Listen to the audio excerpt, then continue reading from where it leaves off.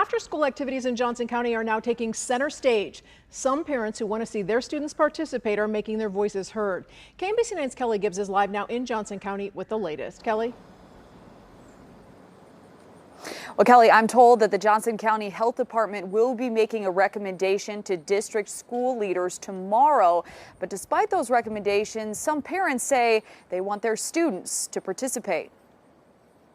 All we're really asking for is that we be given a choice. Danita Beers is just one of many parents in Johnson County who says she wants to see her student engage in extracurricular activities in the fall. We need to be looking at the whole child, not just the COVID-19 side of it, but we also need to be looking at the mentality or the mental side of this outbreak as well. The Johnson County Health Department has outlined recommendations to ensure those activities begin safely.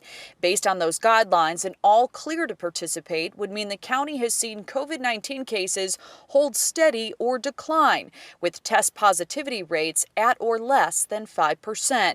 Right now, the county is sitting at a 7% positivity rate. We continue to advocate through emailing and voicing our opinions to the school board, the Board of Commissioners. We're also reaching out to the Johnson County Health Department, asking specific questions. There are numerous examples of sports being played safely even in Johnson County, and it's being done safely with no cases. So we think it can be done in the schools as well.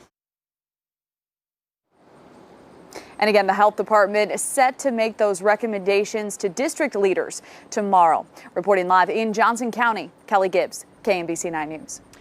There's no word yet on when a final decision by school leaders will be made. Kansas is reporting more than 1,200 new coronavirus cases since Friday. Missouri is reporting more than 1,100 since Sunday. We just learned today more than 21% of all cases in Missouri have been patients in their 20s. That's according to the state health department. Now let's take a look at the 7-day moving average of the positivity rate. It's one of the best ways to track the spread of the virus. Kansas is up a bit to 12.5%. Missouri is hanging steady at 10.9%. The national average is 6.7%. Mayor Quinton Lucas is warning people in Kansas City to wear masks or bars and restaurants could be shut down again. Mayor Lucas says he observed several establishments last night, and KMBC9's Brian Johnson reports not all of them are in compliance with pandemic safety requirements.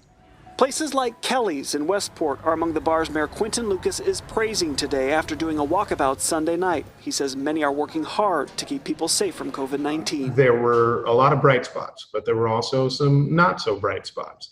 There were some where it looked like they were partying like it's 2019. Some videos like this one on social media show few masks and little distance between groups. We are trying to keep from getting in a position where we have to be like Florida or Texas or Arizona and shut down bars, shut down restaurants, any of those sorts of things. The Kansas City health director says as cases increase, we might be closer to closing bars, but it can be avoided. If 95% of folks are wearing masks and we're doing what we're supposed to be doing, that we can avoid that. They say perhaps a bigger concern, large private parties, like this one in Lakewood last month that resulted in dozens of teens getting tests with several confirmed cases of COVID-19. We're not here to be overwhelmingly punitive. We just want people following the rules because we want people safe.